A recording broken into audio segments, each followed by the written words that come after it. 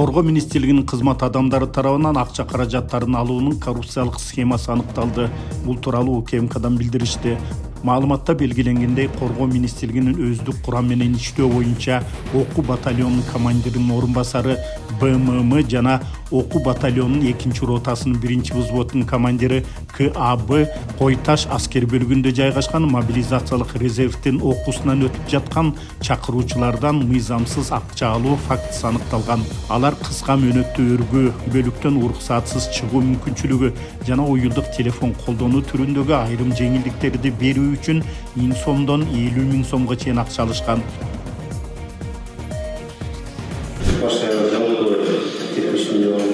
70 миллион.